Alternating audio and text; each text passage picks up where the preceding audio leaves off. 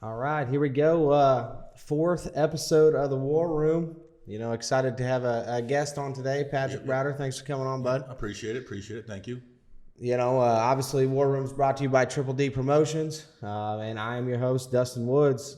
Today, we're going to talk a little bit about, Bash. It's kind of the Bash recap. We'll give some shout outs to several of these guys, that ran in these classes, finished top 3, top 5. And then talk about the show, as a whole. This is, in my opinion, pretty good show. Yeah, I really do think Russ and Tim put on a great show. I think overall it turned out really great. There's a few issues and a few problems that you have, but you're going to have that with any show. You can't have a perfect show out there. It's impossible. You got to do the best you can and just keep moving on. Yeah, there's always going to be issues. It doesn't matter. And you just can't make everyone happy. I think, we'll get into a little bit of that stuff later, but I think those guys have kind of stayed out of the conversation on the internet. And it was definitely the right choice, Just stay out of it. There's no reason. You did what you did. There's no reason to put your 2 cents in. All it's going to do is cause more issues. And if you don't put your 2 cents in, you're bigger and better than that. I think they're doing the right move by staying out of it. Let the keyboard warriors do what they do, and you know what? You're the one that put on a great show, and you're the one that puts on a great show every year, and you have multiple good shows behind your backing. So you're going to have them haters, and you just let them hate at the end of the day, right? Yeah, you just let them hate. Well, I'll tell you what. Hey, without further ado, we'll get into this. We'll start, and now I'll put these up on the screen here. In your street stock class, you got Brad Wagers taking first. Robbie Kern taking second, and Zach Pryor taking third. A lot of different classes going on here, but I want to give a shout out to those 3. Pro stock feature went down. You had a Switzers here from Canada, I believe. First, Rob Switzer, 88. Second, Cody Switzer. Third is Wyatt Chaston. Fourth is Spencer Jumper, and fifth was it was a bucket. Or a rucket, I never quite got that. What was that? Not quite certain. Not sure on that. Sorry, we botch anybody's names here. Yeah, and that's you trying to do your homework here. It looks like in that pro stock class, maybe Tim Lyons got 5th. Yeah. Either way, obviously these are unofficial.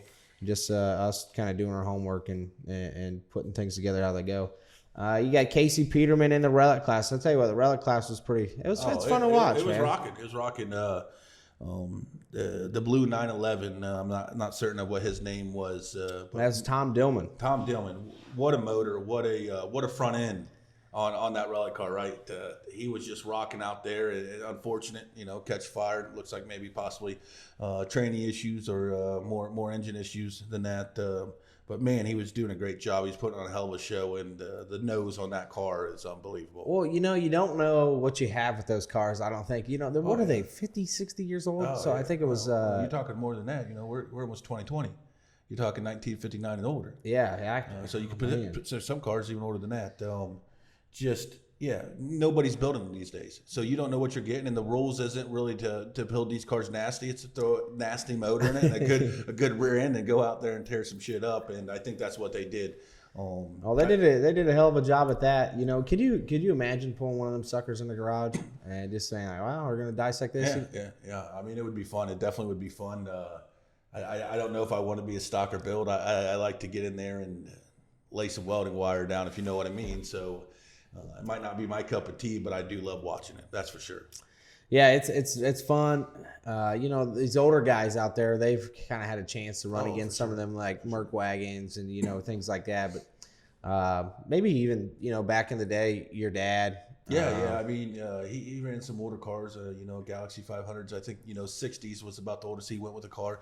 But he talks about my grandmother, my grandfathers, and stuff running them back when they ran. So he's familiar with them. Obviously, he didn't do too much in them, but he tells me the stories of badass noses, badass ass ends, and stuff. And you never had the best of both worlds. Usually with both cars, you had one or the other.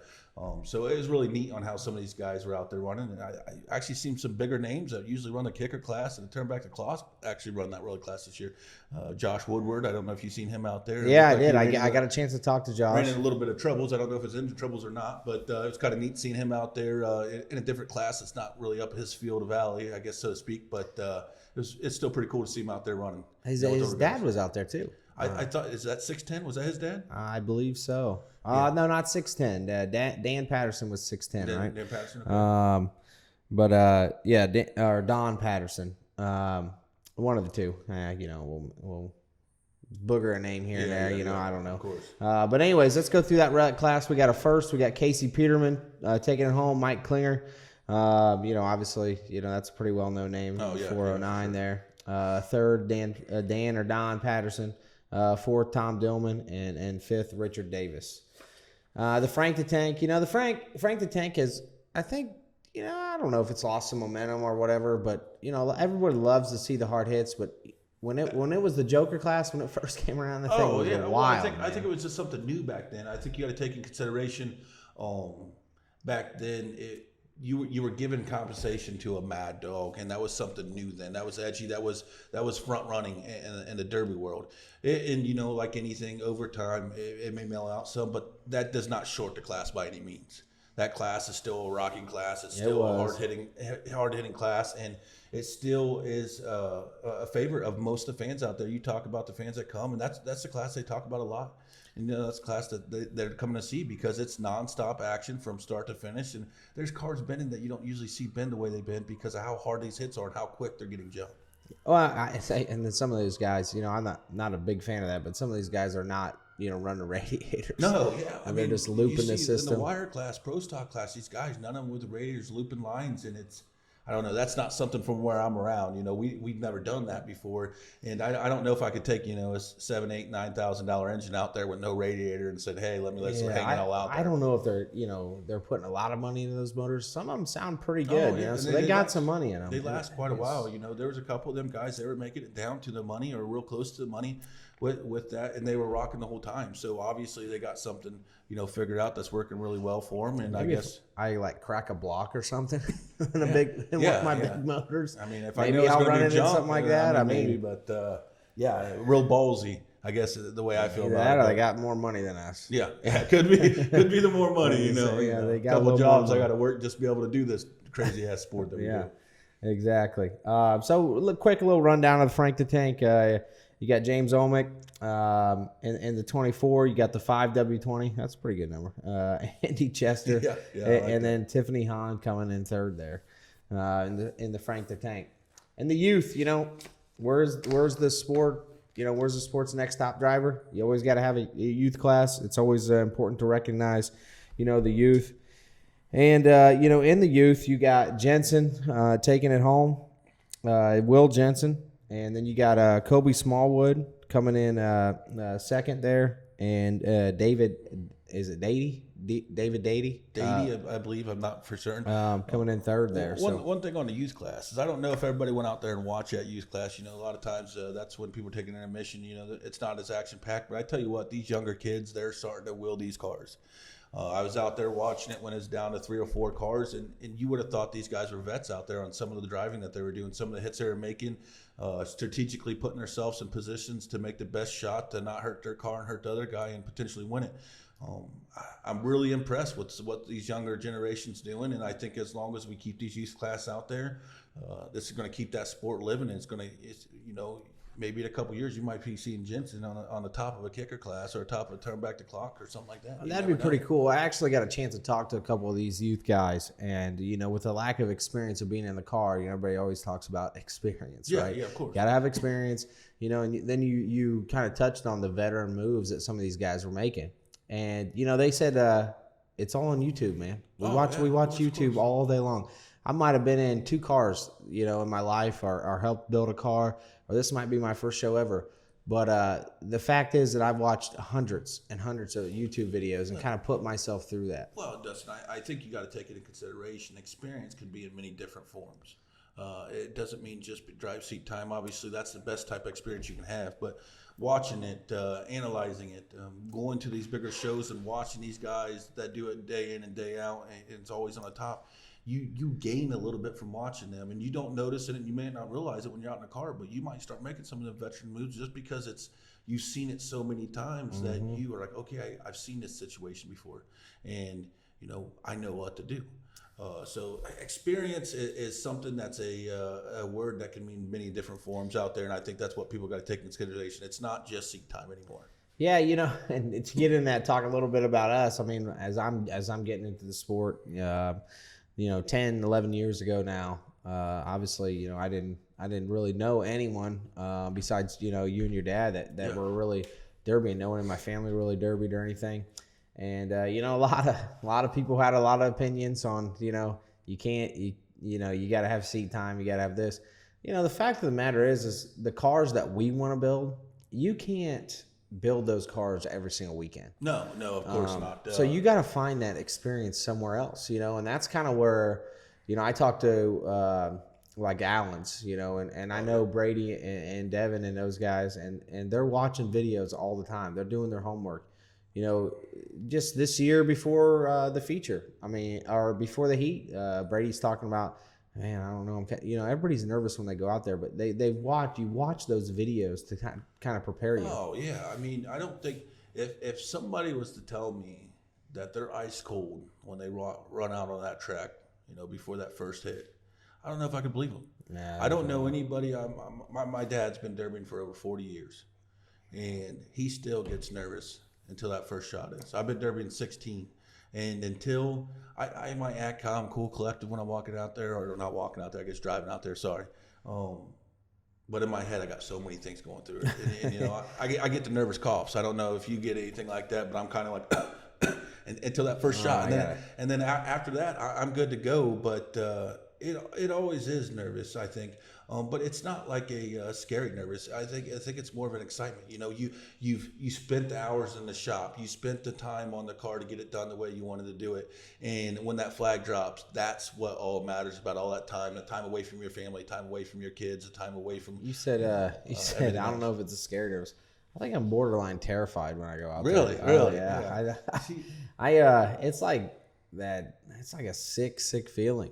Really? Yeah, because obviously the podcast called The War Room for a reason. I feel like when you go out there, you're going to war. Like that's what this is, man. I don't disagree.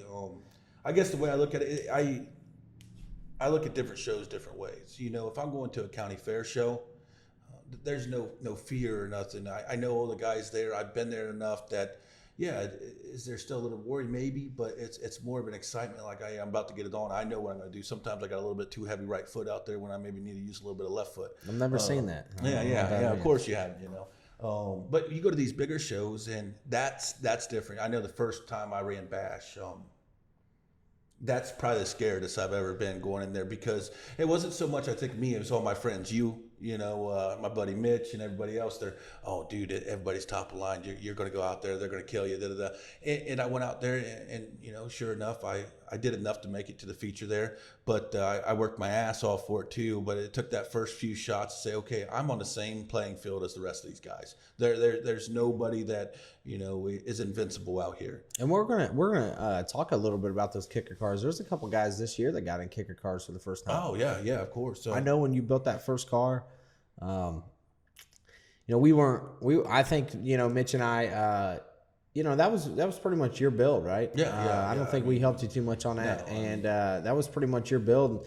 And we were, we questioned if you could make a feature. It is the big boys, but you always question that until you prove it. Till today, the guys that were in that kicker class, I think all of them. There's guys that know they got a really good chance. I think the key to going to these big shows is knowing you have enough to win, but you don't know what the outcome's going to be. I always look at it like this: there's no point in going to a show if you don't think your car has enough. So I think all these guys know they have enough. It just does everything fall your way. It's a simple thing as, does a tie rod break for you early in the heat, or does a ball joint give way that you can't dictate? Because especially with these kicker cars, man, you're not bending them. You're breaking suspension parts, and that's what takes you out. Either that or engine failure. No, we got to hold that thought there. Let's run through this list. We'll get into all that good stuff here in a little bit. Let's go to the 80s. There's 3 classes of the 80s wire. TJ McCulloch, 413 takes the first class home with the first place. Ben Snell, and then Junior Mall in the 925. Second 80s wire would be Mike Arwood, Matt Long, and Chan Stepson. And then the third, I'm kind of running through these guys. I want to give these guys their time to shine here, but we gotta get moving here. Travis Kennel, 15, takes the first place home in the heat. Number 3, Treg Drexler and Jeremy Robinson, top 3 there. Pretty impressive at the Bash for Cash. Right here, we got a compact feature. I did the 80s. Obviously got a chance to see that in the turn back the clock. Kind of the rundown before the Bash. Well, one thing we didn't do was the compacts. Compacts are a little bit harder to find. Yeah, I don't think we're getting enough feedback when we're putting stuff out there to try to figure out who there was. And I think some of that's on us, though, too, ourselves, for not getting that. And we do apologize. Obviously, you guys are a big part of this sport. And I've seen a lot of great things out of these guys out there this year. What baffled me this year was how many rear-wheel drive cars were at the end. I don't know much about compacts, so I'm not going to put my 2 cents in so much about it because I look stupid. But I always thought, everybody tells me them W bodies are the key to victory, and I don't know. I beg to differ after seeing what this lineup looks like at the end. Well, I tell you what, we're going to reach out to several of these guys here in the top 10 when we throw this up here and see if we can get one of these guys to come on and kind of tell us and educate us on the compact game. For sure. And where it is, where do they see it going? Where, if you're a compact guy, where are you at in the sport? Are you, should you be considered with the big name guys? Is it kind of a stepping stone to the 80s or the turn back the clock? How does that go? I think they're their own beast. Some guys like Gage Sumner, he's upgraded, I guess you could say, but maybe it's not an upgrade. It's just a different class. How can you sit here and say is it a stepping stone when their show's 10,000 to win? It's not like they're running a filler class and then going to this big show. That's their big show. If they love doing compacts and that's their thing, great. That's a big show mentality. That's a big show build. Yeah. That's their own entity. Just like kickers are their own thing and turn back clocks are their own thing. You got to give them guys the respect for what they do and the time. I looked at some of these cars. I know I couldn't build one. I don't know the first place to start, but these cars look just as nasty as the other cars out there. I tell you what, man, I want to get one of these guys on here. I'd love to talk about this stuff. I'd love to. I would love to see if some of these guys, especially in top 10, would be able to reach out. We could reach out to them and get them on here. At least a phone conversation or get them here in the studio to sit down and talk with us and kind of go over the build process. I'm sure it's not much different than the rest of these guys. I'm sure they have months in their cars building them. They're not building them last week and taking them there. It's not happening. These not cars at this are level. ridiculous. Yeah, not at this level. And they run through heats. Like you said, you got the feature. I tell you what, some of these cradles that they're running in some of these cars. I mean, they're like the one. I mean, I saw. I guess it's ski. It looks similar to a ski, but a compact version. I think 3.1. Yeah, so a compact version. Well, you got Baldwin out there making 3.1 engines now. I mean, I know. And I know they've been doing. What it do those for a while, cost? But I bet you got to be 4,500, 5,000, right? Yeah, right. I mean, you got to be close. That's crazy. I mean, we spend that on our big motors. I'm in the process of building an engine right now. We're probably gonna be upwards 8 or 9. So that's how when you want to be at the top. You got to pay the money to get to the top sometimes. It seems like with Smash It, kind of putting this out here several years ago for the compact drivers and putting the first big money show out here. And kind of taking that jump that you've seen what you've seen in the other classes, okay, with the motors and the setups. It's just gotten better and better. And everybody has a motor. It does every year. Everybody has a car. Everybody has a rear end. For the rear wheel drive cars. Yeah, and for the front wheel drive, they're making the struts. I believe, NLR, making them beefed up struts for them W bodies and tie rods and stuff. I have a buddy that's in the compacts, and he just went out and bought a whole bunch of, them suspension parts just to try to prevent, stuff from breaking. And these parts are getting ridiculous. They're just as crazy as the bigger cars. So I don't think you take anything away from them. They put the time in it. They put the money into it to be the top of the sport. And they should be notarized as, not a step below, but this even step with everyone else. I agree, man. It would be curious to see what the compact guys think. Like, where are they at? Do they think they're, or they know they're at the top of the sport? These guys can drive. I mean, a car's a car. Yeah. It is different, definitely. I know it's different with the old school, to the 80s. But the rules are different too. So I mean, it's still at the end of the day, these guys do just as much work, and some of these guys might have to do more work than what these other classes are. But it would definitely be interesting, because I know growing up, the mentality of compact was a lesser sport from where I was around. But you see it today. That's changed my mind 100%. There's no doubt these guys are right up there with everyone else. It definitely changed my mind as I've, obviously we've kind of got into this a little bit and kind of paid attention across the sport to these guys and what they're doing. These guys are the real deal. Yeah. With that said, let's run through this top 10 here. You got Chris, is it Strepro? How do you say that? I thought it was Stepro, but Stepro. not 100% certain. Coming in first there. Second, Drew Miller. Third, Jordan Rutherford. That's a name. Definitely I've heard the Rutherfords been compact. Fourth, Jared Kenny. Fifth, Tony Kelly. Eric Bennett coming in sixth. Seventh, Jordan Burgess. Eighth, Jordan Cox. Ninth, Jake Harris. And 10th, Howard Miller. Rounding out top 10. If you get a top 10 at the Bash, one of these classes, it's pretty damn impressive. Very notable, that's for sure. There's no doubt. All right, man. Time to get on to these big boys. Yep. Let's throw these guys up here quick. Let's run through. Well, when we talk, I'm going to throw this. When I throw this list up here, it's going to have the heats and what they came out of, right? Okay. So we'll go ahead. We'll run through this list, in the feature, and then we'll get into kind of the show, and the thoughts on the show and, all that good stuff. So turn back the clock. Well, I said they were the favorites, and they didn't disappoint. No. But I tell you what, I don't think I've ever seen in the many years I've been coming, I don't think they've ever had a battle like this before. I tell you what, a couple years ago, Trent had his hands full and pulled it off. Psyopas haven't given them a run for their money, but definitely the Eatons brought it this year. Wow. Okay. I think some of the cars were running out for the Eatons, but man, they did not stop. What is it, Tyson Combs? Tyson Combs in that 64. He brought two. He didn't bring one. He brought two. And he didn't stray away from what he wanted to go there and do, did he? I feel bad for him. I feel like he kind of got a bad break on the Mad Dog when his car was already gone. He couldn't put it back together. But I tell you what, he did a hell of driving out there against maybe one of the best drivers, if not the best drivers around this area, let alone maybe in the United States. Well, I tell you what, he's not shy about it. If you saw his interview online, he's like, hey, he said, obviously, well, we'll get into that in just a second. Okay, let's run through this list quick. We can talk all day on that. Second, you got Billy Penwell coming in the 008.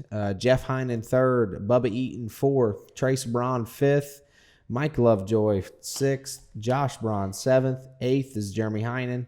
Levi Diem, pretty impressive run there. And ninth, to sneak into that top 10, especially with a driver's list like that. And 10th, Zach Eaton. One short thing before we go much further. Billy Penwell, I don't know. I heard, I don't know if it's truth or not, but I heard he had a change of training after the heat, changed one after the consi, and then burnt another one up in the feature. What kind of work ethic does that man have, if that's the case, to go through multiple trainings to keep that car going to get down to second place? Well, he's got to have a pit crew. Oh, okay, right? I mean, everybody knows that if you compete on this level, I hope he had plenty of Bud Light or Busch Light back there for them guys, because they were definitely working their butt off if that's the case. If I'm wrong, you guys can correct me if I'm wrong, but I heard that there's multiple trainings he went through that. I think he stated that this was the third one he smoked after the feature. Hopefully he can get that situation fixed. It was obviously a training away from winning. So, and I want to mention that Smash has kind of taken a lot of heat, okay, for the ending of that. Yeah. We'll get into that ending here in a little bit, but, one thing that they did do that nobody's giving them credit for is pulling Billy out of that car.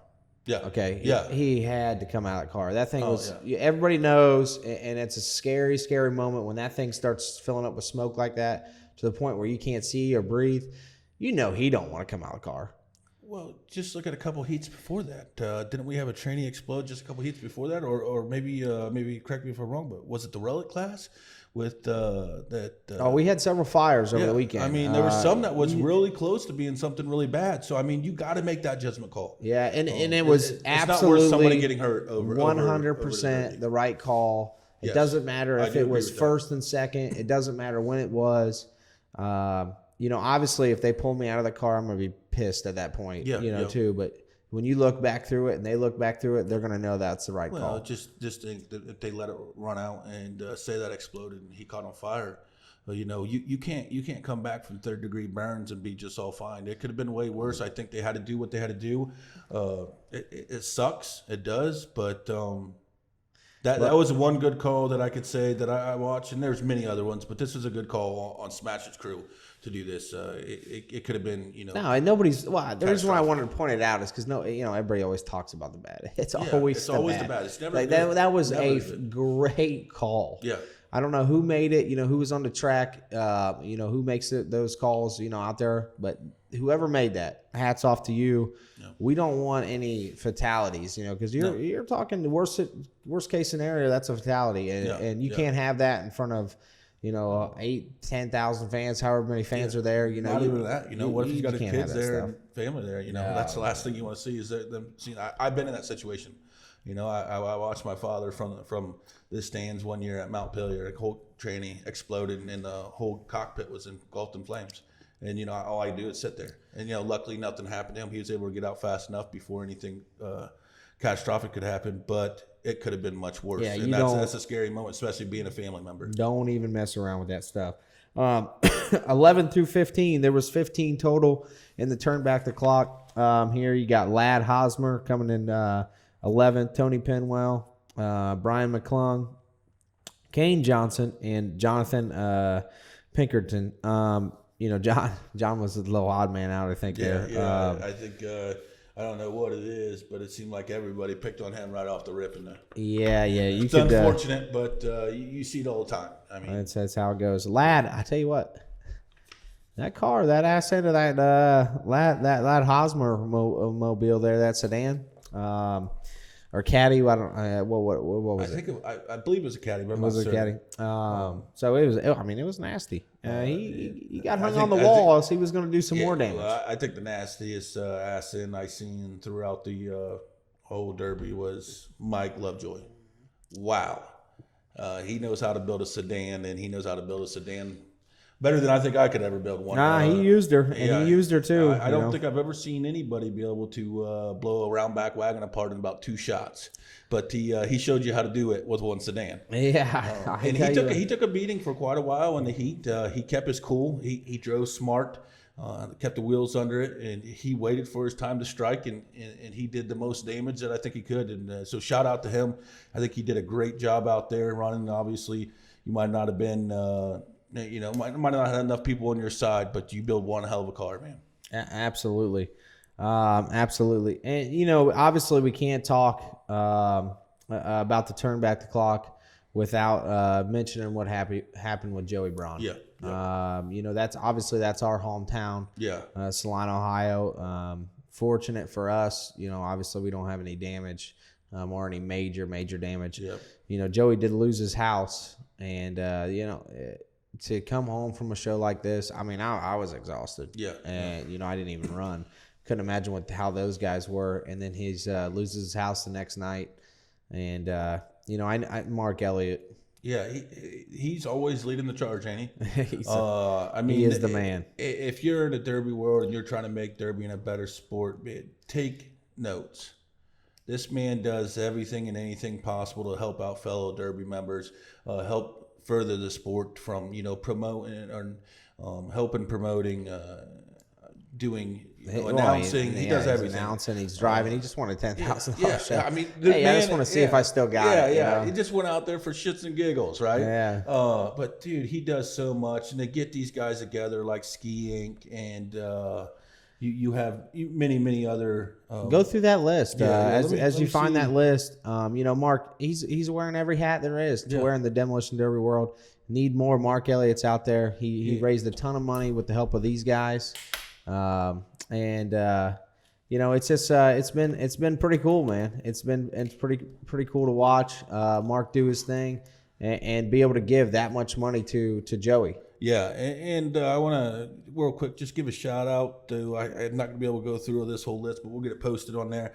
But Ski Inc. Old School, Big Rock, DTV, Coke Performance, Derby Nation Steve, GH3, Godwin's Garage, Impact Motorsports, 448 Designs, Triple D, all these promoters and family or Derby family guys, they put something out there to help with this raffle, and I think that obviously helps some. It wasn't about winning something in this; it's about helping out a family, a Derby family out there that's part of our family in a whole. And all our hearts and prayers go out to Joey and his family and everybody in Celina and even Dayton and the other places that had these tornadoes go through. Hopefully you guys get everything back together and get back on your feet as soon as possible. But this just shows you, for this being a sport that's self-sustained by inside the sport itself and no outside help, we come together in times of need and we make shit happen. And you have to. This is a very niche sport, and everybody kind of knows everybody. And when something like that happens to somebody, it's like something like that happens to a family. Even if you guys, know of them or don't know them or, whatever. Obviously, we know them pretty well. And, for sure. Your dad definitely had some wars with them. Oh yeah, and I mean, we don't plan on stopping that anytime soon. Well, that's what it's about. Yeah. And don't get me wrong. You regardless if you love them or hate them, you hate to see something like this happen. These guys, to be honest, outside the Derby world, they're some of the most stand-up people that you could ever meet. They take off the shirt off their back to help you out. They do a lot around their community. They're just not, stuck up people or anything like that. They're great people out there, and to see the Derby community come together to help them out, it's a great feeling to be a part of it, to see it, and to see that all these other people that don't know anything about Derby, they think we're a bunch of rednecks that bust the windows out and run, and it's much more than that. And thank God for all you guys that put in. I think they had over 1,000 plus entries into this raffle, which is amazing to see. And thank you to all you guys out there, and thank you to all the Ski Inc. and all them guys out there that ended up putting parts in there for something to be in a raffle. You guys went above and beyond what you had to do, so thanks again. Yeah, and we'll go ahead and we'll post that list up there. We'll go ahead and post that list again. Obviously thank you to you guys. Thank you, to everyone that had anything to do with that. Mark Elliott, you the man. Yeah, Mark. As always, obviously we'll get Mark Strive on to here. be like you, Mark. Yeah, absolutely. So there's your rundown of the turn back the clock. Let's talk, I guess let's stay on turn back the clock here for a second. Okay. All right. Where's this class going, Pat? Man, it's tough to say. Obviously, every year we've seen the lowering numbers of entries. It's getting harder and harder to get these heats together, and it could be a bunch of things. First thing, everybody wants to go through, it's because of the bronze. I don't know. Yes, maybe not. But what my question is what is going to happen next year? Last year I know Tim came out after the Derby and says turn back the clock is coming back. Mm-hmm. No doubt about it. I haven't seen that yet this year. The numbers don't lie. It's definitely not as many as anybody wanted. The show I thought overall was great. Oh, the You show. know, I for mean, 31 the shows, cars, it was rocking. 30. This wasn't no. This was this is 31 grade as we A. say. There's no cheese dicks out there. Okay, You got that was 5%, 31 rock. 95%. This was all 95. Yeah, absolutely. So I don't know. I mean, I seen some stuff on Facebook. You know, some guys posting different things after you see all these bitch fits. Everybody's keyboard warriors out there, and you know what? Everybody has the right to their own opinion. But I did see a couple good ones. I mean, you already made it the team derby as it is, basically. What if you make it a 3 or 4 man team show? So when we're Turn back watching to the Clack feature, style, right? okay, so we're watching the feature, and say you don't know who's who, okay, who's running together in the feature? Look at that list. What did it look like to you? Well, let's see here. When I looked at the feature, I felt like it was 6 versus the rest. That's what I felt like it was like. And if anybody's familiar with Turn Back the Clock, everybody knows the Brons and the Heinens are buddies. They've been good friends for a long time. That's not going to change. It'll be no different than me and you were out there, right? No. And that's nothing to do with them. Levi Diem, I think, you kind of seen what side he was on. He kind of stayed out of the way, but you seen who he kind of helped out. You knew the Eatons. I believe the Eatons and Mike and a couple of these other guys, Ladd. I think they were kind of running with each other, but I don't know if they ran with each other all the way through or not. But it kind of felt that way, I guess. It's like it seemed like those guys. I don't know if they talked beforehand. You know what I'm saying? It was like one of those deals where, like, I'm going to assume that we're running together and we're running against, And when I say I'm speaking of like Lovejoy, Hosmer, McClung, Pinkerton. And Levi, Eaton and those guys, you would think that they would talk and kind of get together and go through that, but it didn't look like they did. I mean, at times, you kind of pointed out, when you're watching that feature, okay, the alliances, and obviously they're covering it, on Derby Tees, which they did a great job too. Oh yeah, great job. They did a phenomenal job. Steve does a really good job at doing, getting them interviews and stuff out of there. He does really good at, keeping track. Oh, absolutely. With that said, you got Bronze, okay, and Heinens are running together, and Penwell's running with them. Yep. But it looked like to me, Bronze and Heinens' relationship was just a little bit closer. Yep. Than Penwell's. 7 years. 7-8 years of the same show on the same track together every year.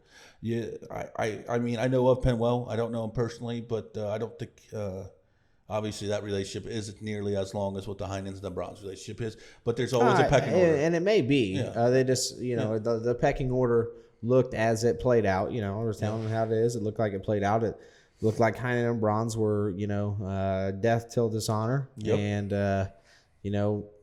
Penwell's getting down to 5, right? Yep. Eatons were all over the Bronze from the beginning, man. The wagons, man. How shout out just to Bubba to be able to wheel that car.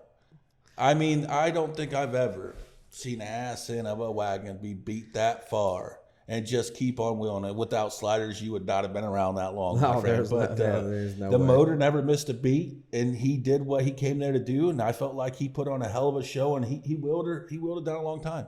A little bit more help could have been different. You might have been seeing number 14 at first and number 31 at fourth, but just ran out of a little bit of car, ran out of a little bit of help. And congratulations to you on a top 5 finish.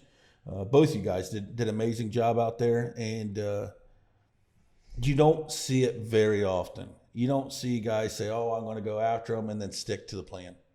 You see a lot of guys. They'll do a little hit and run. They'll do a little bit of diversion, but to be able to stick to your guns through the heat, through the feature, very impressive. I think Adam Eaton, by the way, got 10th instead of Zach Eaton. Zach Eaton was somewhere along that list. I'll have to look back through that. Yep. Maybe 11 through 16. Maybe I missed him there. But all 3 Eatons made the feature. I tell you what was cool is I didn't hear anything out of that camp like beforehand. No. I just showed up. Real hush-hush. I just showed up and I saw 14, 15, and 00. And no names. No decals, just the old school, paint the numbers on, small numbers. Hey, you could be all flashy, but flashy don't always win. They built their cars. They went out there to do a purpose, and I think they served that purpose really well. Unfortunately, it came up a little short, but still a great show. They came all business. Yeah. I mean, that's what it looked like to me. They came all business. Yeah, I mean, of course. Like you kind of touched on it earlier when we were talking. You said they came here right away, and they did. I mean, from the heats, they jumped on them. Oh, yeah. And it was war. And a lot of people have brought the war to bronze, but like sometimes it's hit and miss. Yeah. Sometimes it's a heat here. Sometimes it's here in the feature. What I could say is, we all sat here. I don't know about everybody, but for me and you, we kind of sat here and said, Ciopas ain't coming back this year. Nope. So what is it going to be? They did try to, give us. They gave us a little teaser, but I think they got other things in the works that they're working on right now, and them guys, stand up guys over there. Shout out to you guys, but we sat here like, who's going to be the guys to compete? Mm-hmm. Well, we seen it, and it wasn't lackluster by any means. I mean, it was action packed, and it was great to see it because that's what you want to see. Regardless of the outcome of who wins, what you want to see is a good brawl. How do you keep those guys hungry, all right, and coming back every year? There's 31 this year. It's down a little bit every year. Joey said it on the track. He was like, hey, thank you guys for keeping this class alive, and coming out and competing. That's a hell of a class. How do we, these guys come back year after year? It's so tough, and I hate to be in a position that Tim and Russ are in right now trying to figure it out. I think maybe you toss different ideas around as far as, hey, we already know there's teaming. Do we set it up that way, or do we revamp the rules, or maybe this turns into a one heat event? Pro stock turns into your 3 heat event. No, I don't think you can revamp the rules. I mean, I think the rules are pretty good right now. What it came down to is, not only maybe bronze some of the best drivers, but they build the best cars. I don't think you can fault them for that. But I don't know if you do anything about the rules. The teaming, you would think so? I mean, they're letting it already happen. Yeah, but come on now. I mean, we're not stupid. We see it happen already. So maybe that's a way then to just get it going. Or like I said, that pro stock that we just talked about earlier. You're gonna have the same shit though. I mean, yeah. What I like to see is who is death till dishonor.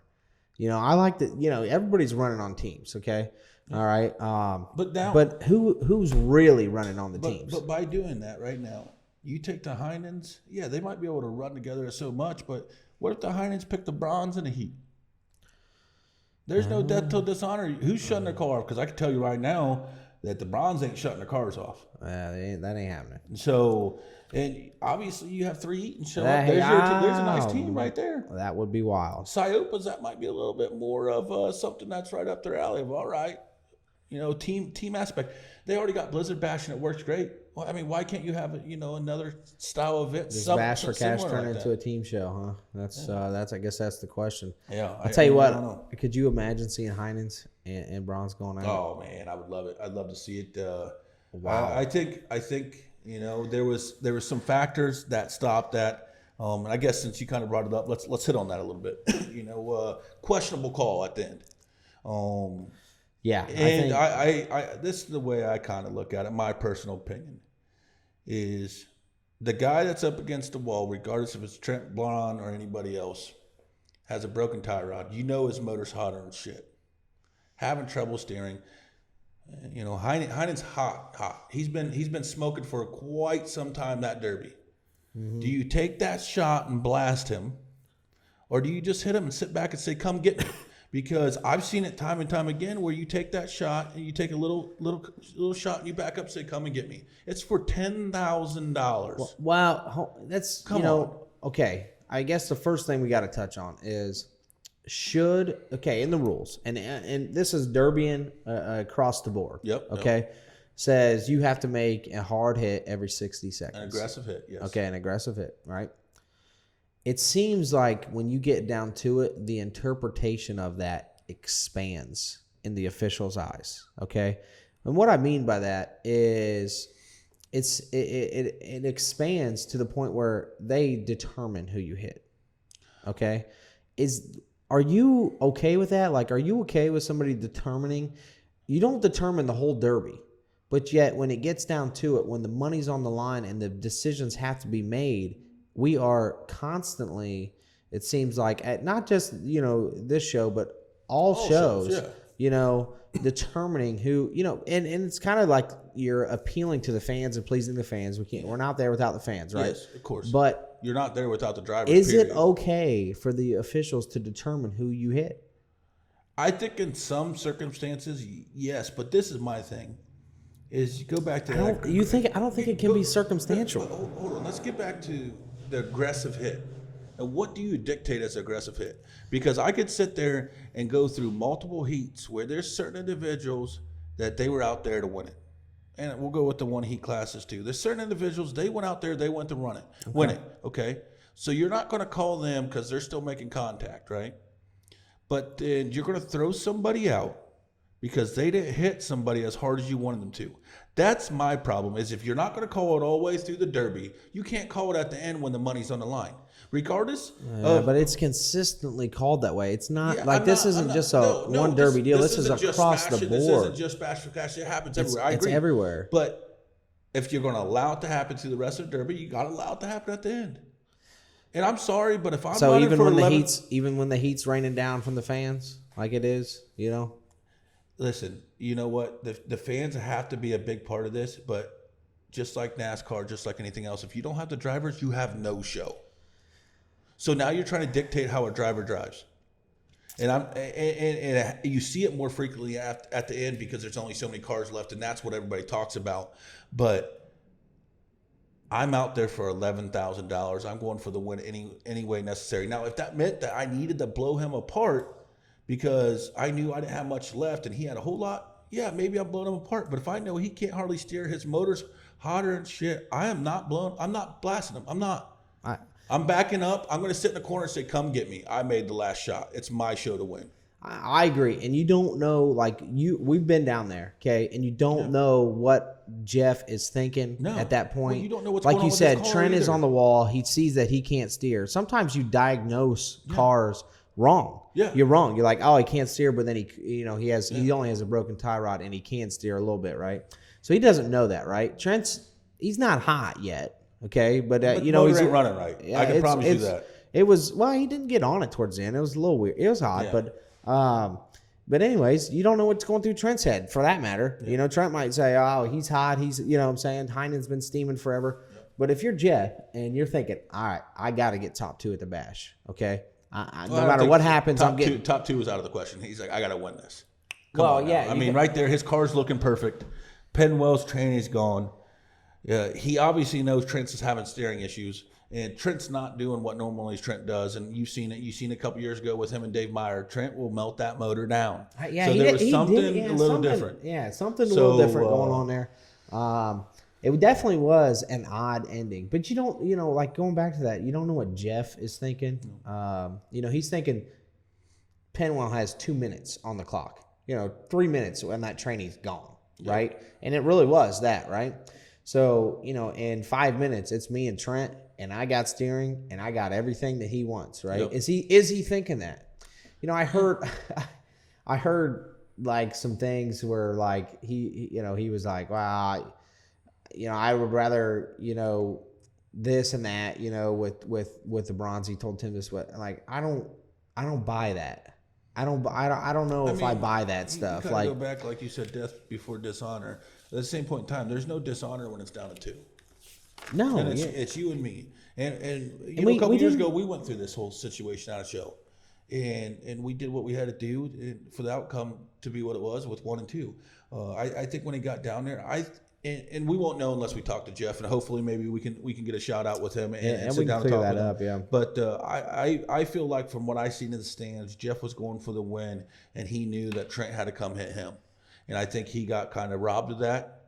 And dude, yeah, that's a great point. Is he just sitting back saying, if I just keep tapping him, He can't hit me. Yeah. He can't move. I think he right? got robbed of Joey did the same shit the year before, and that's how he won. He was driving smart. And I can promise you, from what I've seen through going inspection, there's no favoritism. If you're saying there's favoritism out there, it's definitely not with the Brons and the Heinens and stuff, because their list was ridiculous on what they had to cut. So if you're giving them favoritism, why are you making them cut so much? You mean all the haters online? That Yeah. Hey, that's what I'm getting to. They got overbuilt cars. Obviously they sandbag and all this stuff. If you say those types of things, you're ignorant. That's it. That's really the bottom line. Trip Brown's ran nothing but roundbacks his whole entire life. He's ran 2 other cars other than roundbacks I think I've ever seen, and that was at Dent. He ran a Cadillac, I think, one year, and I think maybe he ran a Ford. He's literally built a wagon every year for the last 40 years he's ran. If that man knows how to build a wagon inside and out, and if you don't see that, then I don't know what it is, because he knows how to build them better than someone else. Doesn't mean he's a cheater. It just means he's better at building them. And they're better at building them every single year. I mean, that's not their fault. When people say they sandbag, nothing's more frustrating than that. I mean, these guys go to war every single year, man. We've been in those wars. Yeah. Celina many times. Absolutely. So they don't. It's not sandbagging. You're ignorant if you say things like that. I think it's just somebody wants to find an excuse on why you see Braun in first place every year, regardless if it's Trent, Joey, Trace, Josh. There's one of them. It's just played out that way. If you think about it, there's 3 years that Trent hasn't ran, and they didn't need him. And the other 5 years that Trent ran, they needed him. Well, I think one thing we talk so much about Trent, Joey, and Josh. Trace, what a motor! I got to give it to him in driving with no steering. That dude, he worked his ass off in the heat and the feature to make it down to 5th. Unfortunate, you lose your steering, can't make it down there. But that motor never missed a beat, right? Oh, he's on it. He's always on it. I mean, I'm pretty sure he was trying to show Ziz that you can't blow up a Ziz motor, I guess, because there was definitely no rev limiter, and it was going max out, floating the valves out. So, unfortunate, but he took a couple bad breaks, took a couple bad shots. Well, he just went to war. But, I mean. Yeah, unfortunately, he had to lose steering because, wow, was that – I don't think I heard a motor out there that was screaming louder than that Ziz motor out there, and it definitely he worked his ass off to get 5th. But all these guys, they worked their ass off to get where they were at. But just a few guys, we want to mention out there on there. And so getting back to the ending of that Derby, and we part of the reason why we have this podcast is we want the sport to actually become a sport. Yeah. And that's the whole goal. A regulated sport. And with that. If you look at other sports, okay, and we'll stick to motorsports because obviously it closely resembles what we're doing, right? Yep. We'll stick to motorsports. There are certain things you have to, you can and can't dictate. And that's kind of where it's frustrating at the end of, if NASCAR dictated the Daytona 500, just by subjective decision making, that wouldn't be very interesting. Well, for example, if you want to bring up NASCAR, that'd be like calling a yellow flag with 2 laps to go and Kevin Harvick's, 10 car lengths in front of somebody just to get the pack back there so it's more exciting at the end. Yeah, I mean, you just can't do it. That's wrong. And that happens, and NASCAR kind of gets, takes a little heat for that. But the car legit spun, or they didn't stop for no reason. Now they do throw these phantom debris cautions sometimes, and we get that. But you try to take as much subjective decision making out of it. Yeah, that's why I'm not okay with what happened at the end. But that's my reason and my logical, explanation. Yeah, I don't disagree with you. I mean, you can't be on the wall and you can't dictate what happens on the track. We got to come up with a better way, because this isn't just a turn back the clock issue. This is a Derby-wide issue across the United States. I guess this is my thing on this is, what's more important to you as a promoter, as an inspector, as an official on the wall? Is it more important to throw somebody out to please the fans, or is it more important to let the Derby run out the way it is and take the slack and the flack from the fans and show your drivers that, hey, you guys are what makes me money, so I'm going to stand behind you through the thick and thin? Well, I tell you what, that's a double-edged sword. Yeah, it is. That's tough to do. you got to think about that to weigh all those thoughts you just put out there in a split second. It's pretty hard to do. So what do? You're damned if you do, damned if you don't. And I think you just got to live with whatever you did. But I think there's got to be something better. I mean, you know what I'm saying? Maybe There has to be. But obviously, nobody's really figured it out yet. I just look at it like this. At the end of that derby, if you threw out Heinen for just bagging his ass off for the whole derby, that's one thing I can live with. But if you're throwing him out because he wanted to blast Trent Braun, that's something I can't live with being okay, because that's not the right reason. Now, if you want to throw somebody out, throw him out for bagging. Throw him out for not hitting. And if you look at the video obviously on Derby Tees is posted, but on YouTube, I'm sure someone will post it here soon. He did just hit Trent in the back and the rear axle. But he just hit him. Now, did he hit him as hard as what you like? No, but that's my thing. Is I felt like he got thrown out because he didn't hit Trent hard enough. If he was down to 5 cars or something, you stopped the derby because he's literally sat there and just played peekaboo the whole derby, and you threw him out because he wasn't hitting nobody. Okay, I can understand that. You know what? You took a big name, you threw him out because he was pussyfooting around. I'm okay with that, but I'm not okay. See, I'm just not. But I don't know. I'm just not okay with any subjective decision making, like any. So that's why I'm saying we have to do something better. And maybe in the future, there's a. There's something that somebody comes up with that fixes that issue, but as of right now, this is what we have. Well, and that's why we have. That's kind of why we're having this conversation now, is because everybody's got to put their minds together, and kind of come up with a solution, for this, because it just. I don't know. You don't want to be damned if you do, damned if you don't. You don't ever want to be in that situation. This is like any sport, no matter if it's motorsports, the NFL, MLB, everybody has to catch flack somewhere, and you're going to catch it. This is the thing is you got to look at it in a whole. Was there more good than there was bad? No doubt. And that's what it comes down to. I do look at it like this and this is my opinion only. If you're a promoter and you're the one putting on a show, I don't think you should have any ruling on the track. I don't think you should be on the wall. I really don't. I think you let your officials that you put in place to do that job. But, it's whatever. And at the end of the day, be okay with what you did as a decision. And you look back and you write down the pros and cons. And if the pros outweighed the cons, you had a successful show. Somebody's going to bitch. You think so? Matter what. I don't know, man. If I'm putting on a show, I can't go down with somebody else's decision. It's got to be mine. I mean, I don't.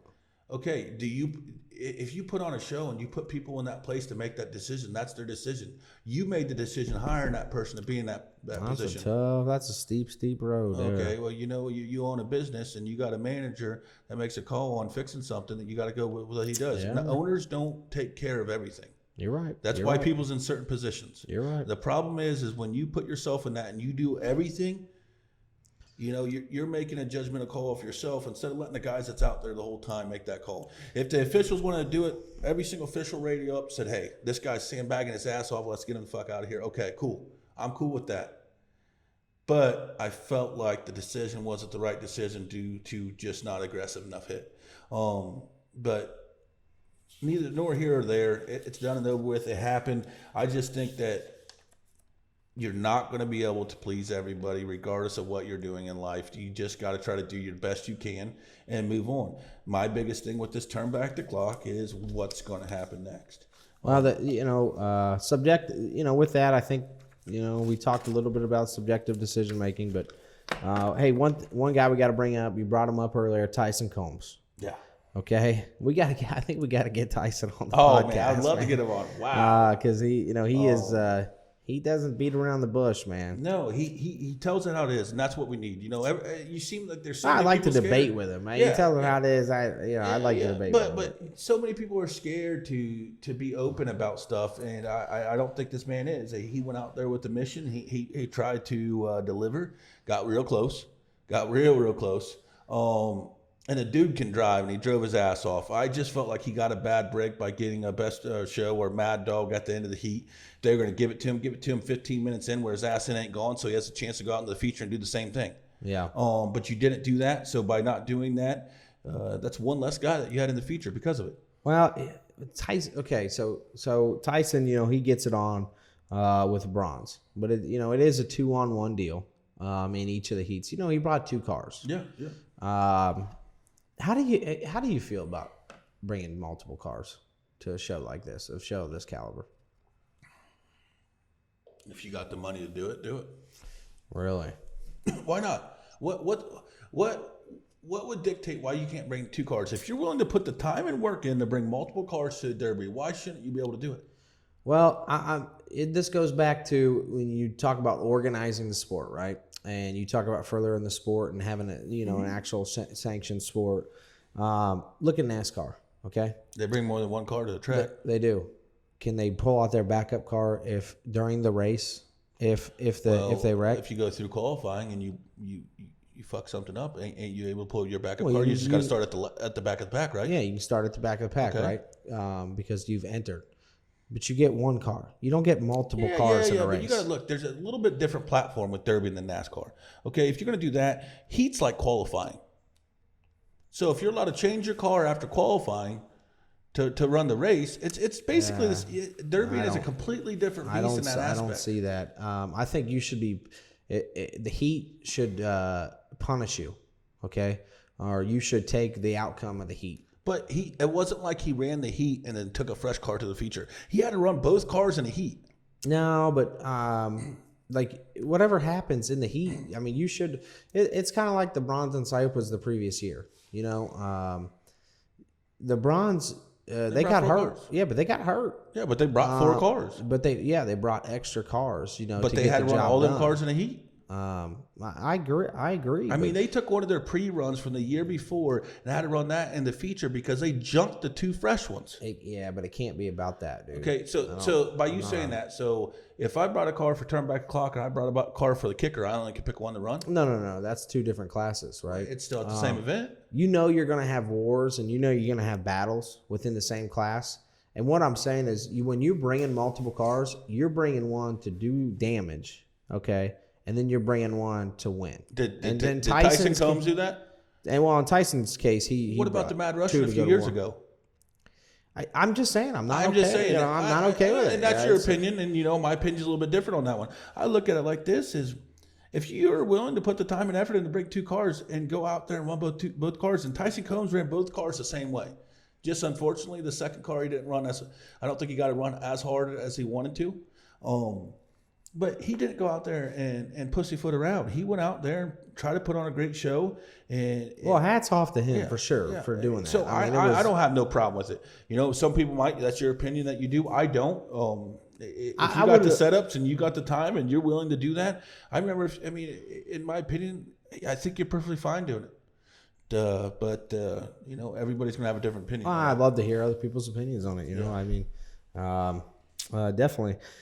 Let's talk. I guess let's get into this kicker stuff. I can't call it 80s anymore. But let's get into this kicker stuff. Tyler Brander's taking it home, man. He got second place last year. A close second place to Gage Sumner. I thought he had it won a couple times there, but he he's running different door wraps and a sign. So what was it? Doug Willis? Doug Willis. He's door wrap. Yeah, door wraps. Well, it was actually the story out here is actually his car. From when Doug won the 20,000 at Bluegrass. Yeah, Bluegrass. Okay. I thought it was the same car, but I wasn't certain. When you have that kind of luck in a car, don't change it. Don't change it. That's $30,000 in one car. Yeah, 31,000. Michael Kelly better be thanking Tyler quite a bit because he helped his boy get down there to the end too. No steering for quite some time, and that it pays to have friends sometimes. It Absolutely. Really does. I heard a little story before we go much further than here with them two. I believe it was Tyler. He went up to Michael before the feature and said, "Hey, we're going to run this down to 1 and 2." And I think Michael was like, "Yeah, okay, whatever." Didn't believe it. Sure hell enough, they ran it down to 1 and 2. So hats off to you guys to be even ballsy enough to think that you guys are able to do something with the names that's on this list. Wow. Great job. Well, they're certainly making names for themselves. Yes, okay, they are. Yes, they are. No doubt. Chris Waddell coming in third, Roach fourth, Donnie Givens. We got to give a shout out to Donnie. He's going to come on the podcast actually a little later this week. But Donnie Givens getting a 5th, man. He's been working real hard to try to get up there in that kicker class. Motor never missed a beat, unfortunately. Training problem, but man, that car was hard. He was right.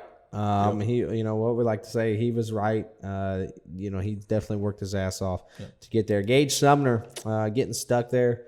Little unfortunate luck there, getting buried. Yeah, because the car was perfect. Oh gosh, man. Man, that man knows how to build him a Lincoln, doesn't he? Yes, he does. Logan Duvall coming in 7th. Ryan Brandt. I believe that is Ryan's first kicker car ever. Really? Ever. Really? And to come in 8th place? Wow. That's a hell of an accomplishment. So where's he going from here? Yeah. He sticks in this game. I think we're going to be hearing that name an awful lot. Yeah. Of course, to be able to go on this with the names that's on this list. And Pete Hansen, coming through with a top 10. Pete's been trying to, get this top 10 at the Bash for a while. And I shout out to Pete on the aspect of he comes here every year knowing that he's outgunned, outmanned. He's outnumbered. And the dude's fearless. They work on him and work on him and work on him, and yet he still keeps coming and he still keeps moving, and he builds some of the baddest rides you'll see. I know a lot of people's out there pissed off with his cars, stating, that it was too low in the ass end. By everything I seen and I heard, he was at the right height. It just happened to be that, you're able to hit some people in certain ways that are unfortunate to roll people over. He's been taking a lot of heat on that. I don't honestly believe Pete would ever try to hurt nobody. I think it's just the beast. And if you watch the cars that got rolled over, he didn't keep on the gas to roll them all the way on their lid. But I still feel like maybe he could have let off a little bit when he knew he was going to do it. Yeah. And there was a little bit of the moment that just kept it going. Well, how do you, Pat, let's get real for a second. Let's run through this list, okay? We'll go through top 10. Jonathan Reed in 10th. Again, we're going to post this list. We got posted the heats that they came out of too. 11th, Jake Phillips. 12th, Brad Tice. 13th, Nathan Brown. 14th, Eric Atkins. 15th, Travis Nichols.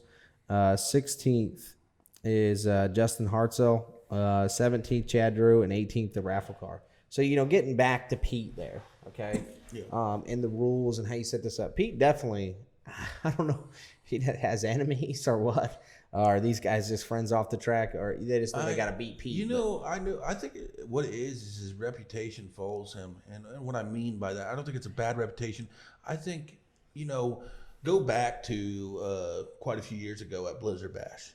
They go into a heat, 2 versus 4, and they annihilate the other team. Annihilate them. And he's known. You watch some videos on YouTube, you see this man build some of the baddest cars, has great setups, and he's always in it to win it. So he's a known name. Go back. Pete Hansen's like the Trent Braun or the Bronze of the kicker class right now. He's not winning them the same way, but this is what it is everybody's gunning for him. Yeah, it is. And that's what it seems like. I tell you what, he did a great job. Obviously, the ball joint, breaking due to track. Did you see that? I don't know. It had to be hurt. Yeah, I think it was coming loose or something was about to pop off, and it finally went. But man, Logan Duvall, I think he had a plan right off the rip going into that feature that, I'm going to go out to the biggest, baddest guy I think's out here. And for a while, Logan had his hands full. But man, that dude. I think that's Logan's mentality. Yeah, the one thing I like about him is he don't care. He's not going to run this derby the way other people run it to win it. He's going to win it his way if he does win it ever. And he's going to win it. You made this comment. Yeah. And you made this comment. I think we were sitting there drinking a beer on Sunday night in the lawn chairs. You said, I tell you what, Logan Duvall is going to win this derby on his terms. Yep. And his terms only. He is going to, because you can build the cars as hard as you can build, we know. But he is going to run as hard as he wants to run.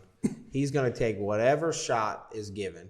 I don't know. I don't see anybody else willing to go nose to nose from the rip. The one guy I did see in the heat, Michael Kelly. He hit a 727, I believe. He hit that dude 2 times in the nose. I've never seen a kick car bend that way. So I know he wasn't afraid to use his nose, but Logan Duvall does it all night long. All night long. I mean, he does it. You'll see him every once in a while calm down like he gains his wits, but he'll just hammer down until he melts it down. And here's the deal. He's always there. Yeah, I mean, if you look, he's 7th this year. I think he was 10th or 11th He's been in or the something top like 10 that. before.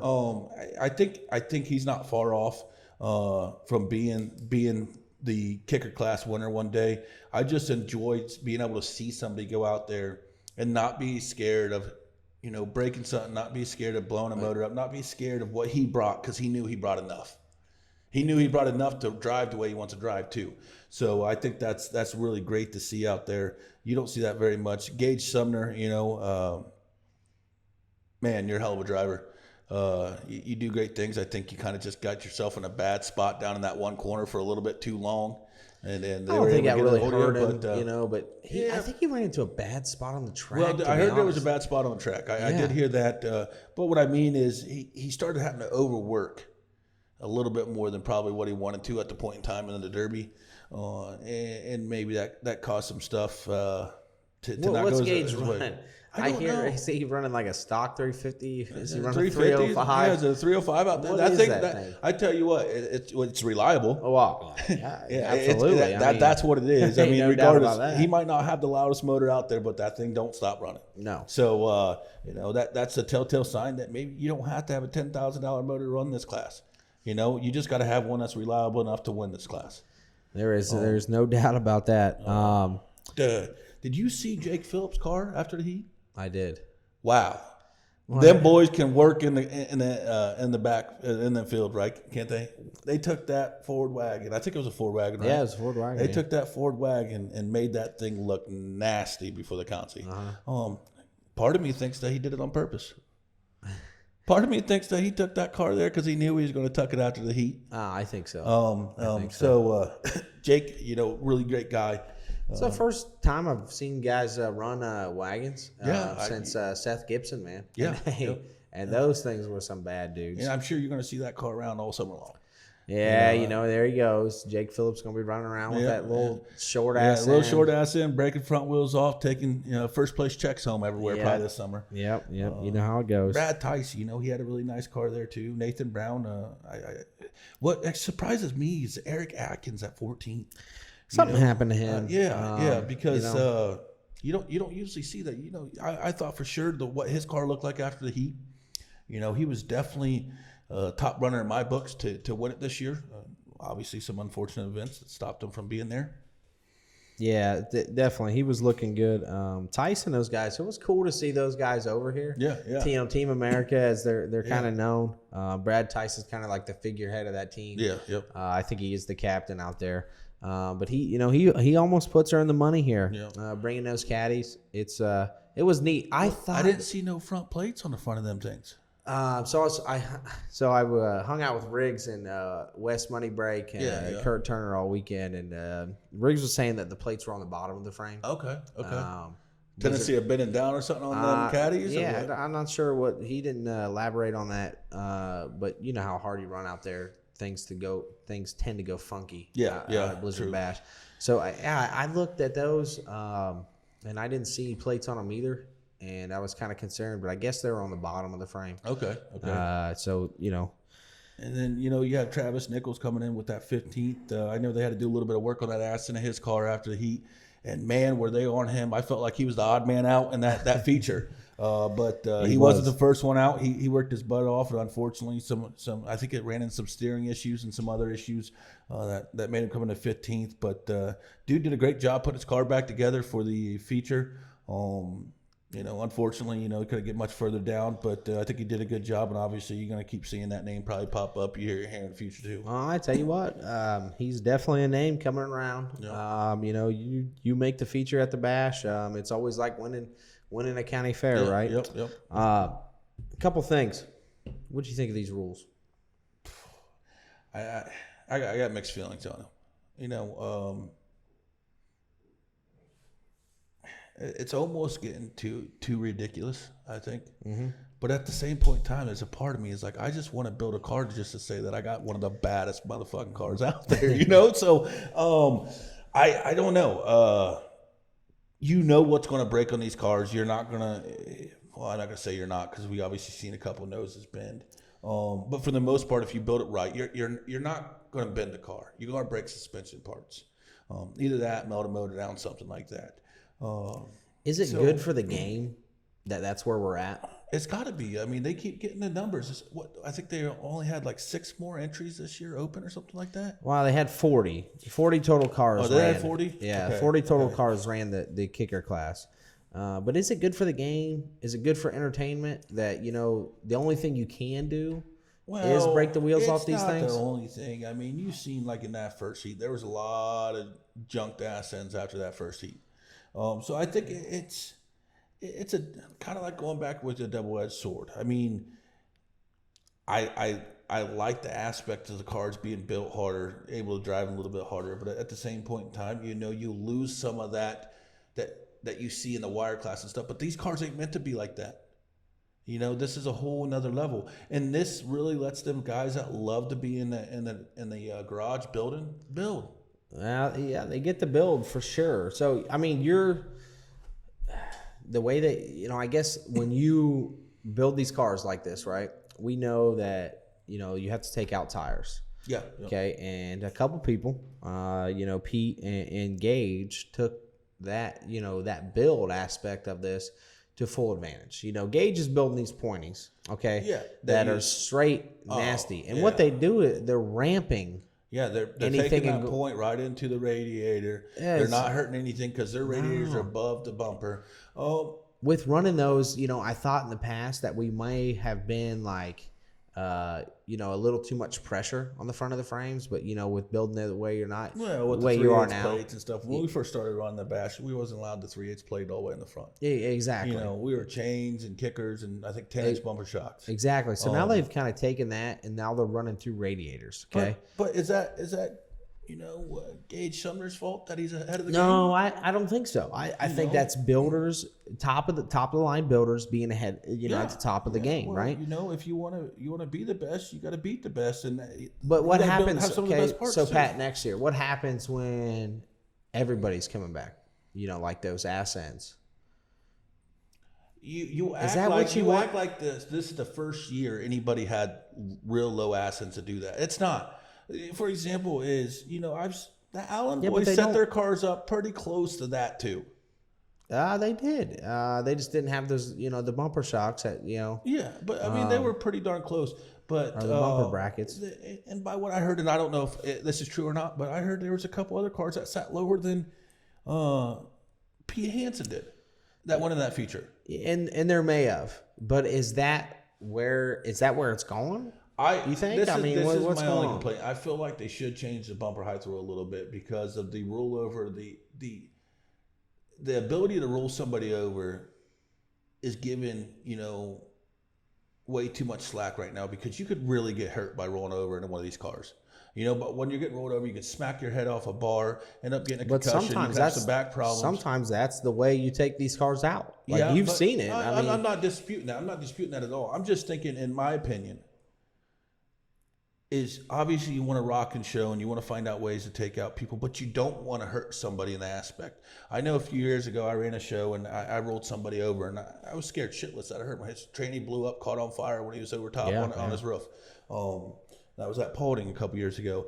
And I never want to hurt nobody while I'm out there. Now, do I want to put on hellacious shots and put on a great show for the fans? Yes, I do. But my end goal is not to hurt somebody. And right now, with the way you got the assets set up, you could potentially really hurt somebody. Okay, so you're saying maybe change it, look at it for that. Yeah, I think maybe raise the ass in rule. I mean, let them build it. I don't think they're wrong in the way they're building it. I just think that you need to change it or tweak it just a little bit so maybe you don't see as many rolls. I know the fans love the rollovers, but I don't think the fans understand how bad you can really hurt somebody by rolling somebody over. Yeah, so I guess what I'm saying is our rollovers going to become commonplace in the Derby world, or are we going to eliminate them? Because we're going one way or the other. Seems pretty common.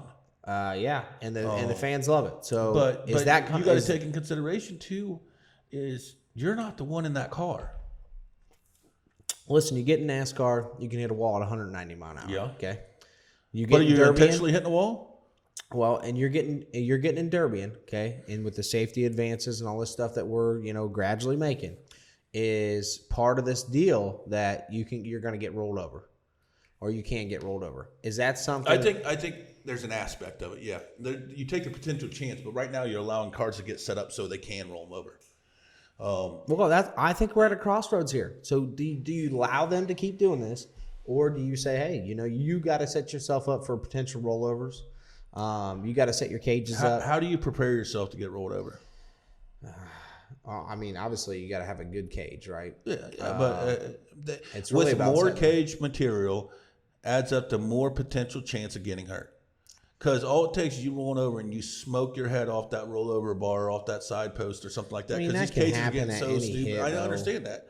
But, for examples, what if somebody sets a rollover bar back too far or something like that? These cars are weighing in over 7,000 pounds. What if you got a big boy in there and the roof factory. flaps? That's not factory. No. I don't think 7,000 pounds is factory in a Crown Vic. But, I mean, there's some cars 7,000, 7,500 plus. If you don't got that rollover bar in the right spot, and say you run a short stacks and everything lands on the way to the front of that roof and it collapses on you. Yeah, dude, it's definitely a conversation we got to have. So, I mean, I don't know. I don't mind the rules. If you're willing to build to them rules, then go for it. I mean, I would love to get back in one of these cars. I haven't done it in a couple of years, and every time I go there, I'm like, God damn it, why did I bring a car? I mean, I helped my little cousin this year, ran into a little bit of issues where he couldn't run it, but everybody has a niche. It's no different than the wire class, compact class, turnback clock kicker. I think what you're trying to do is give a little bit for everybody. I feel like it's almost like you see that movie like The Death Race. Yeah. I almost feel like that's where we're going. Yeah, but if you don't want to be in this class, you got pro stock to be in. Man. They're paying $7,500 one heat deal. Hell, that's the best probably heat to be in the whole Derby. You know why? Because all you got to do is run one goddamn heat. It's 40 cars, yeah. And you got $7,500 on the line. One heat. It was. I don't have to bring extra parts. I don't have to bring a whole enclosed trailer full of all my welding gear and everything else. Literally, all I got to do is build a car. Probably bring torches. But if I want to be the best of the best, is the pro stock where I got to prove it at? Well, eventually it might be one of them classes. We don't know. Only time will tell. But obviously, it was a big hit this year. Shout out to the Switzers. I think that's who won it, right? Switzers. Yeah. Come down. I think they were brothers or father and son. Come down to them too, and then they even put it on each other. Yeah. So I mean, I look at it like this: is that might be your next 3 heat feature event, and then that's all you're doing is scaling back the kicker class almost to where it used to be. Well, and that's but then does that get out of hand? I don't know. I just kind of wish there was a little bit more of like a stepping stone. I mean, I don't know. I don't think you're ever going to be able to find it good in between, because you're going to have guys that love running these cars. You're going to have guys that love running turn back the clock, love pro stock. But right now, what you're doing is you're able to take a little bit of everything. No, I get it, man. I get it. It's definitely a debate we got to have. One thing that I want to talk on is a raffle car. Okay. Every year, there's a raffle car at this Derby. Every year, people buy a shit ton of tickets for it. In your honest opinion, does that raffle car ever have a chance to even place in the top 10? No. Do you think if you're raffling off a car to give away, do you think that you should, or do you think, hey, you're getting all these parts, so we don't want to give you all the opportunity? I don't know, man. The raffle car. Should the raffle car without having to run a heat be built the same? I mean, I don't know. I mean, I don't know if built the same, but I feel like, don't you feel like it could be built better? Well, with these rules, I think you can build it harder. You know what I'm saying? Yeah, that's what I mean. And be all right. If you have a little bit lesser rules, Yeah, and this is nothing to take out of the guys that put this on to get the raffle car there and put all the parts and money into it, because obviously they do a lot of work and they do a lot of money to get it there. But I mean, I've been to Wicked Team shows, and I went to, and they had a raffle car there. I think it had a core engine, and man, that car had the chance to win it. And you see a couple of these derbies on YouTube where a raffle car won a derby. Been quite a few years ago, but I watched Riggs built one a couple years ago, and Sean McCollum, a pretty good driver to get in that raffle car. But drove her down to like third or fourth. I kind of look at it like this: it's a good thing and a bad thing. I think at both features. It's good that you're giving somebody a potential to have a full setup. But then again, it kind of looks bad because that car never has a chance in hell to do anything but get its ass kicked in the heat. No, I hear you there. And I don't know if you could. I don't know if there's a driver out there you could put in there that could wheel that thing down. I just don't know if there's enough there. You know what I mean? Do you do the raffle car maybe for one of these, like that Pro Stock one heat show? I think that would be pretty cool, right? Yeah, that would be pretty cool. Then everybody's on even let. It's a great concept. Yeah. The raffle car is awesome. Oh yeah. I love it gets the fans involved and that I love it because you might take a guy that doesn't have the money or it's kind of been on the borderline. They run stocker shows and you gave them a full setup. Now it's not the top of the line setup, but you gave them a full setup that they can go out there and now they're able to compete at these bigger shows. And so I love that. Ski Inc. I believe did something like that last year, and somebody came out with a Hellation. Oh God! I don't know what was about I don't know what the stacks are all about, but other than that car was pretty nasty. I'm telling you what, that was a nasty car. How many conversations do you hear, like just through the grandstands throughout the week? If I win that raffle car. Yeah. I mean, I had a group of probably 30 people where we sit. We sit in the same spot every year, and a bunch of lawn chairs get pretty messed up just sitting there watching the show. And we all do that. We're sitting there, me and my old man was sitting there like, yeah, if I get the car, I'll go out there, see how quick I can blow the whole ass in off of it, blow the nose off of it, or, I'm going to go out there and talk to one of my buddies, tell him, let me know which one you want me to take out and try to do it. But, I can honestly say I know I'm never lucky enough to win that. I mean, I could go get a scratch off and you can give me 5,000 of them. I ain't winning anything off of them. But if I was, your whole mentality changes once you get in that car, because you get in that car and I know you would do it. I would do the same thing. You know what? Let me see if I could be the first one to wheel this bitch down. Yeah. Likelihood of doing it slim and none, but you gotta have a car that's capable of doing it first. You gotta have double tires. That always helps. A couple years ago, I think they had the training lines looped. Yeah. But that's nothing on them guys. Obviously, it isn't meant to give you the top of line everything. It's meant to get you into the sport, which I think is a great thing. They're doing a great thing. I just, I think if they were able to do something like that, like I said, back with that Pro Stock, that's a one heat. Everybody's got fresh cars. You could build the car to the best of its abilities, and it'd be awesome to see that get wheeled down one year. I agree. Hey, let's talk about heats quick. Okay. Let me throw some numbers out to you. 15, 14, 21. That's what happened in the kicker heats. Okay, so you got 15 in the first heat, 14 in the second, and 21 in the third. It just seems like the first heat, you got Zach Campbell, Eric Atkins, and I think you had Travis in that one. Travis and Jonathan coming out of that first heat, right? Yeah. But not a lot of big names. No. Listen to the names in this second heat, okay, with 14 cars. You got Logan Duvall, Nathan Brown, Gage Sumner, Brady Allen, Devin Allen, Donnie Givens, Chris Waddell, Jake Phillips, Ryan Brandt, Justin Hartzell. Yeah. And that's a loaded heat, right? Yeah, I don't understand. I think you take some consideration that that first heat, them guys might have been all in the heat by the first night. You get a lot of these bigger names though.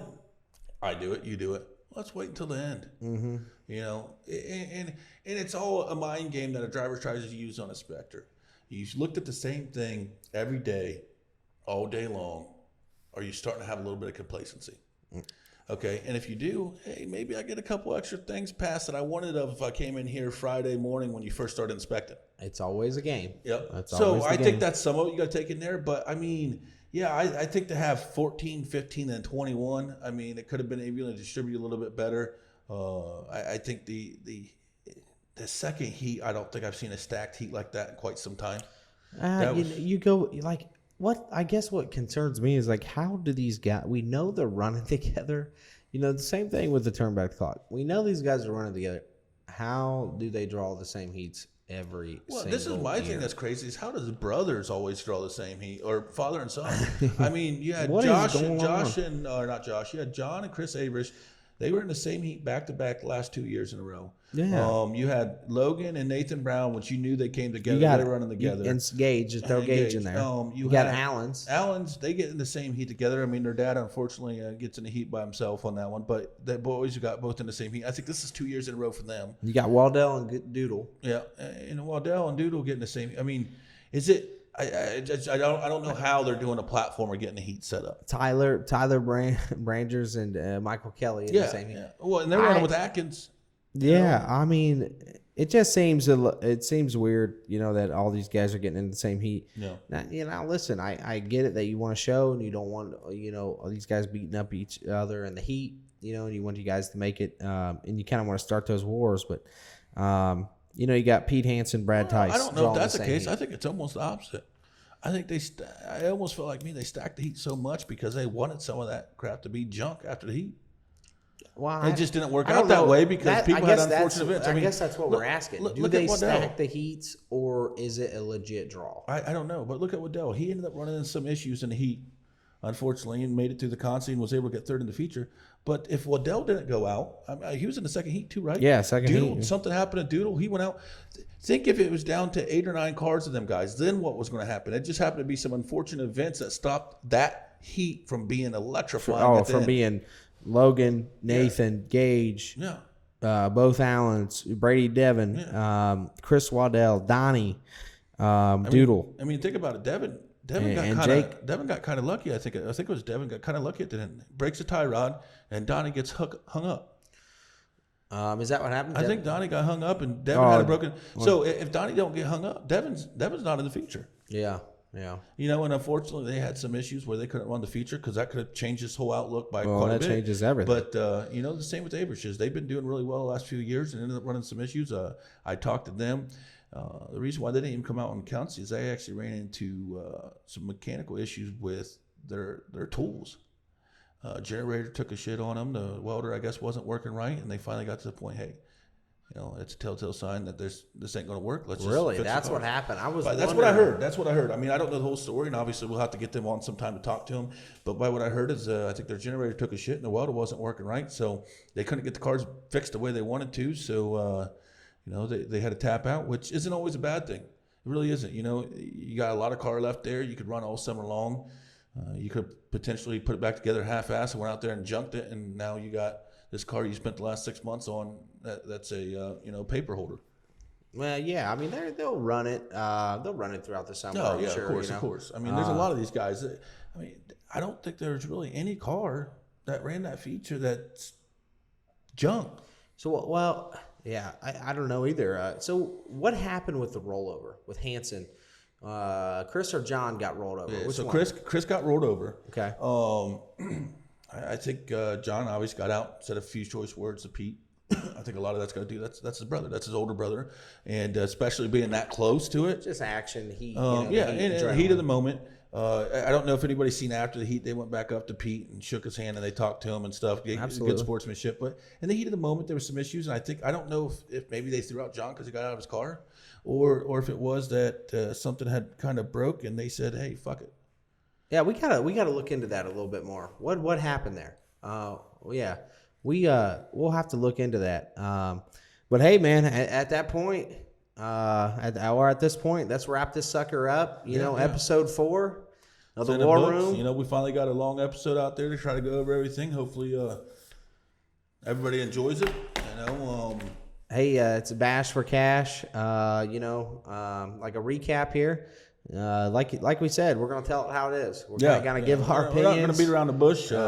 We're gonna keep it as real as possible. And if anybody's got anything they want to say, we'd love to have you on the phone or in the studio, and let's get talking. Yeah, let's get some more guys over here. That's we've kicked this sucker off now. Yep. Let's get some guys over here and let's talk bash. Let's talk you know, the things we talked today. Last thing I want to say is, you know, don't forget about Joey Braun and his family. Yep. obviously affected by that tornado.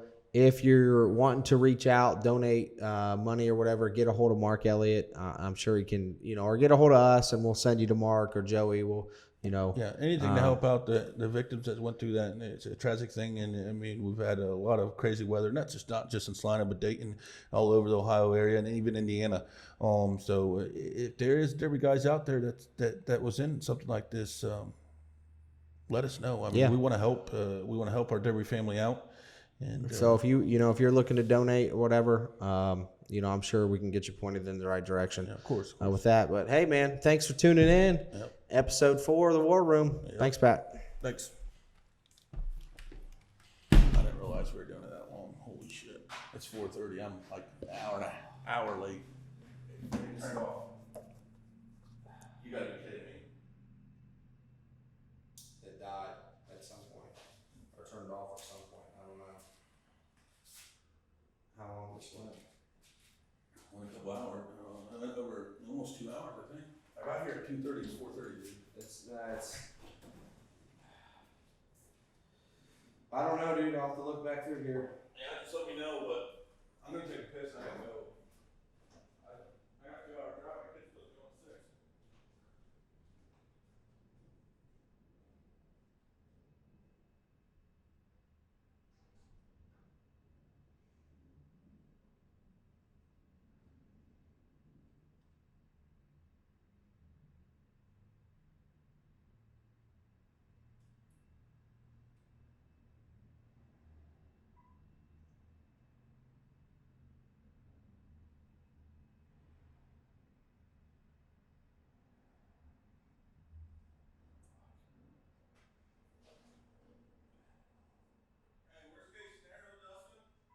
Hey.